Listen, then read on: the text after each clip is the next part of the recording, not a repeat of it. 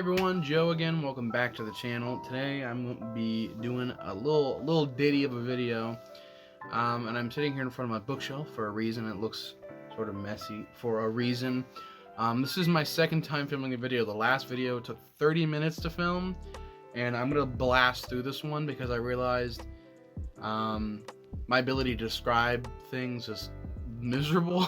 But a few people have been asking me about book recommendations, not just nonfiction, but I'm going to do both nonfiction and fiction. But the last video, like I said, was too long. I was describing things really poorly, so I'm just going to kind of hit you with a few facts about each book and why I like them.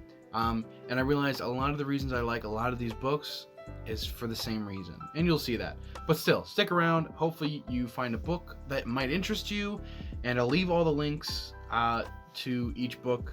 I'll try to, at least if I can find them, on Amazon in the description.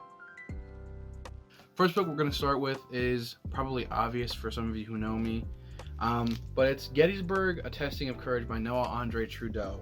This book is literally my Gettysburg Bible. I've spent so many hours reading this through and through, multiple times, not because like I'm forgetting things, but because it's written so well, and the research is really incredible and really well done, and Andre's writing makes everything very easy to follow. I really took my pen to that page, but it's broken up really well, so it makes everything very easy to follow. Lots of good visuals to understand sort of what's happening on the battlefield, especially if you're interested in doing Gettysburg research at all or any Gettysburg reading. This book is very non-historian friendly. It seems like a lot. It's a big book, and there's a lot of talk of maneuvers in there, but it's broken down so well and written so well that I think that's what it takes away from it. So I think it'll make you a Gettysburg nerd as well if you read it. Book number 2, we're going to stick in the Civil War realm. Midnight Rising, John Brown and the Raid That Sparked the Civil War by Tony Horwitz. This is one of 2 Tony Horwitz books that's going to be on this list. And I think this book, probably of all the books, has my favorite cover design. I mean, look at that. That's awesome. And his pacing, chef's kiss. First chef's kiss of the video. It's broken down really well. While it lacks visuals, it's a thick book. It makes up for that in its writing. It doesn't feel like it's weighing me down when I read it in like academic footnotes and research and whatnot. But this is a really awesome book if you're interested in John Brown and Harper's Ferry at all. Okay, we're going to stray into the 20th century with Erik Larson. Erik Larson's probably best known for his Devil in the White City book about H.H. Holmes and the Chicago World's Fair. But this one, I think this one, of all the books I've read by him, is my absolute favorite. It reads like a novel. There's no dialogue or anything, but Larson has a very special way of writing that makes me feel like I'm reading a fiction book. And that's what made this book so fantastic. Is, again, it's not one of those books that makes you feel like I'm diving into the records with the author, but rather I'm being taught this, or rather even shown the information, not me, having to go out of my way to read it. Really awesome tone, style, diction of the author. I love the design on the jacket, but it's about the Lusitania. If that has any interest for you, or even if you're not interested in World War I, I think this is a really great standalone book of the era. So read it. Recommendation number 4. This one's a little out of the ordinary, I will admit. It's called In the Valley of the Noble Beyond by John Zada. The subtitle is In Search of the Sasquatch. Now I know I said it's a little out of the ordinary. John Zada is a well-practiced travel writer. His writing is beautiful. The way he describes some of these places makes me just visualize it and absolutely want to go there and be there with him.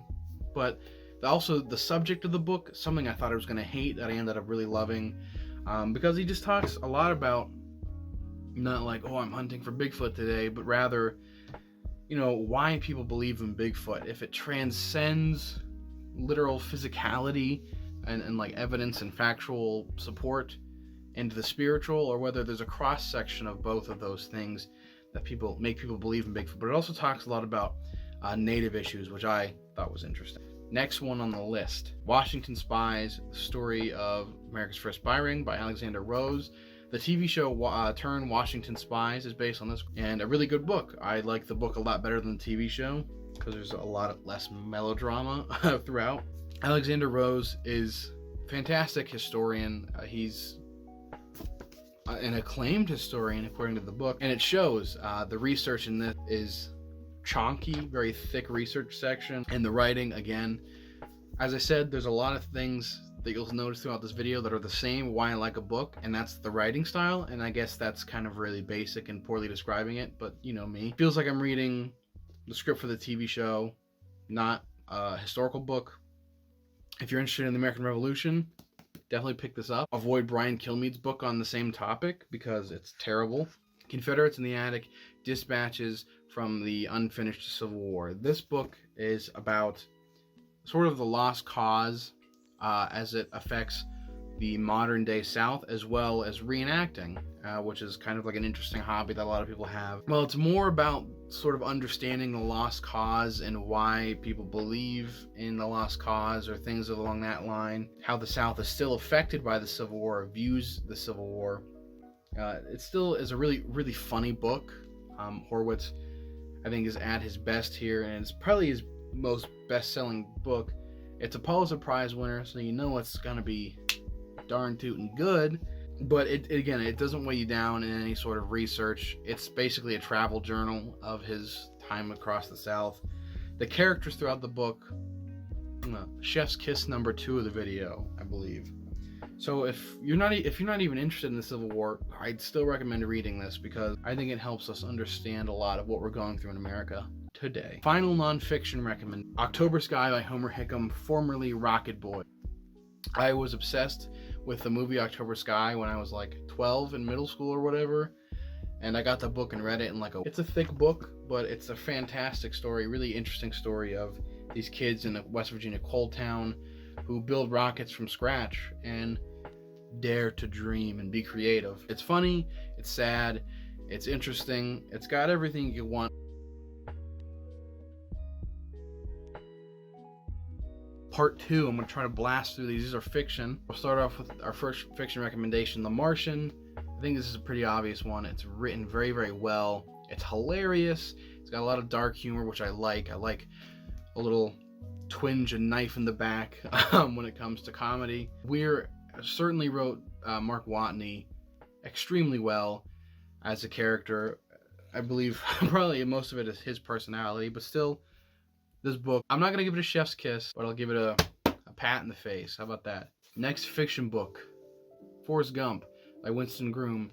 Yes, the movie's based on a book, but the movie strays most completely from the book. The characters are pretty much the same. There are a few similar circumstances throughout the book, but to show you how different the book is, Forrest Gump goes to space with an orangutan. I think that goes to show how different the book is. Hilarious book, 10 out of 10. I'll give it a chef's kiss. I'll give it a chef's kiss. This one I forgot to include in the nonfiction section because I thought it was fiction when I first read it, but it's not. Chickenhawk by Robert Mason. This is his memoir. I'm just really stupid. It's about a helicopter pilot in Vietnam during the Vietnam War, Robert Mason himself. The characters in this book, they feel like real people because they are real people and they're based on real people, though the names are changed. So much tragedy and heartbreak put in these pages. Really moving, really fascinating. The stories he tells of Vietnam and action he sees and how it changes him as a person, I think could teach anybody a lesson about the human condition in war. Next book, Killer Angels by Michael Shaara. It's a fictionalization, is that a word? I think so, of the Gettysburg campaign, mostly focusing around the battle and leaders in the battle, like Buford, Lee, but like the main Union point of view characters, Colonel Joshua Chamberlain of the 20th Maine. The movie, Gettysburg, is based on that novel by Michael Shaara. So if you like the movie, you're going to love the book. The book is better than the movie. Next one is a classic, Good Earth by Pearl S. Buck. I first read this book in high school, and it was the first book I ever read that made me feel despair, because I think it just goes to show people, no matter where they are in their life, going to be bad. People who come to success end up being kind of rotten people. That's not, of course, always the case, but in this book, it certainly is. It's a fascinating story of a family in feudal China as they sort of go with the flow of rising, falling success, who live on a farm. So they start off poor and poverty-ridden and sick and facing hardships, and they eventually succeed to success, and they become rich. And hardship doesn't stop there, of course. Money isn't going to solve everything, and they sort of get corrupted by their wealth and power. Really interesting read. Made me really depressed for the characters, not myself.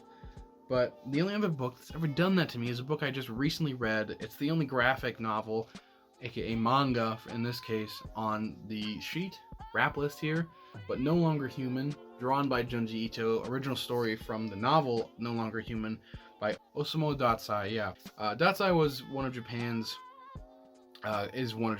classical writers. He committed suicide in 1948, and this was like his big work that he's really well known for, and it's kind of like a suicide letter, someone said. It follows the course of his life pretty much almost to a T in a fictionalization. For those of you who don't have time for the novel, you can just pick up Junji Ito's manga interpretation of the book, which has some really fantastic art in between. Junji Ito is mostly known as his horror manga artist, but his artwork, I think, really just shows how well of an artist he is, or how great of an artist he is. The lines in here are so straight and symmetrical on the people and surroundings, but when he really wants to get a point across, it gets a little less sharp and more abstract. And while it's not a traditional horror, it certainly has similar elements, looking at the human condition and psychological torment that the main character goes through. So 10 out of 10. Chef's kiss for that one too. Next is a series. It's only 2 books, but Avatar, the novels for the Avatar Kyoshi, Rise of Kyoshi.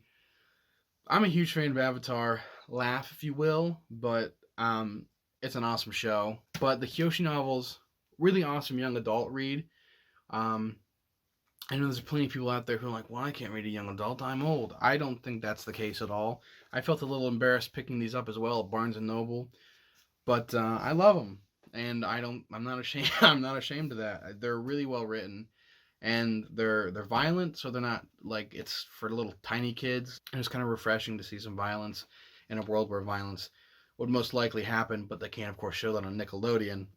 But FCE wrote these, and big props to FCE for creating the characters surrounding Kyoshi, and a really awesome couple in there that I wasn't expecting. If you love fantasy at all, or even have a slight inkling to liking fantasy, you gotta pick these up. 10 out of 10. Double chef's kiss for each book. That's my really quick rapid fire book recommendation. I know I didn't sell them too well, so forgive me for that, and this video was kind of ramshackle, I'm sure, but thanks for sticking around this long. If you did, there's a surprise for you in the description. I've got a Discord server, though it's only literally two people right now that are both mods, me and a friend. If you want to join and talk to me, or have any discussions based on history, or books, or TV, whatever you want to talk about, there's really no limit there. You can join in the description, and there's a big self-roll thing. But if you go and support me on Patreon, that's right, I have a Patreon, even though I don't do that much. But if you choose to support me on Patreon, you'll get some exclusive content there from me, and also some higher roles and special roles you can only get from Patreon and the Discord server. But the Discord server is free to join anyways, and it's in the description there. So if you watched this far and you want to join that, please do. And I hope you guys enjoyed and got a few books from this. Thanks for watching. Goodbye.